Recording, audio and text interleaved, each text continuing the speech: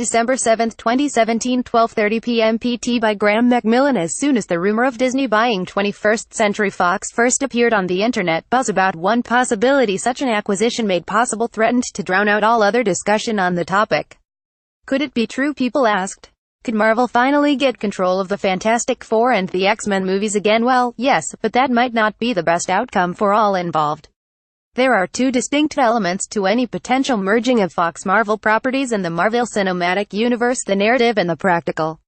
Based on the reaction to speculation that a Fox-Disney deal is imminent, it's obvious that fans are deeply excited about the former, and not really giving that much thought to the latter at all.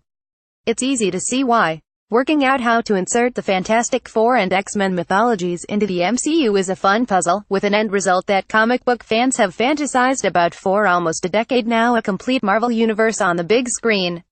No wonder social media is abuzz with story ideas, continuity patches and casting wish lists.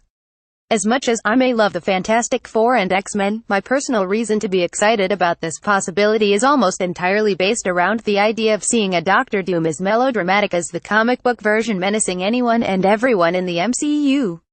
Don't shame me. Less thought is seemingly being paid to what such a merging of the fictional universes would mean, however.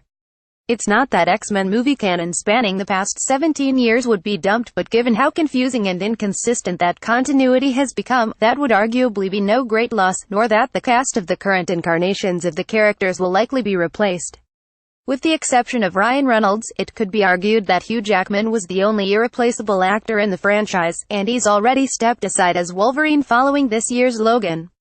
There have already been multiple on-screen versions of Professor X, Magneto, Storm, Cyclops, Jean Grey, etc., making any and all future recasting seem far more palatable.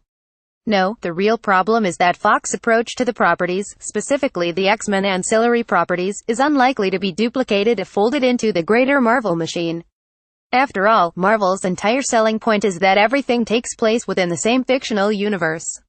In reality, that's proven to be a somewhat theoretical exercise. Beyond Easter eggs, is there really any connection between, say, the MCU of the movies and Hulu's Runaways or ABC's Inhumans? But the notion of the X-Men properties fitting into the MCU cuts down on the narrative possibilities that Fox has started to explore with projects such as The Gifted, Legion and Logan, which bypass the main timeline of the mythology to tell stories that require standalone worlds to work to their best potential. Moreover, for all that Marvel's output has attempted to experiment with tone and genre, there's a sameness on display in each of its on-screen properties. The shows look alike in terms of visual aesthetic, and their tonal range exists in a narrow spectrum between slightly snarky action-adventure and very snarky action-adventure.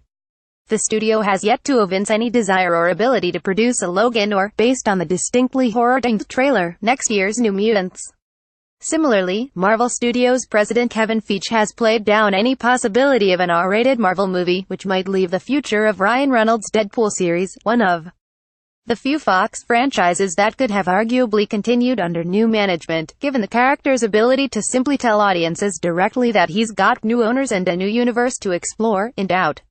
Reynolds has even joked about the possibility of a more family-friendly Deadpool under Disney, tweeting November 6, "If this is true, I wonder how the fudge it would affect Deadpool. For all the fan excitement surrounding a potential Marvel takeover of the Fox Marvel franchises, there's an exchange that would happen few seem to be considering. Yes, Marvel is likely to be a safer pair of hands for these properties, and yes, it would be a chance to recreate the comic book universe on screen.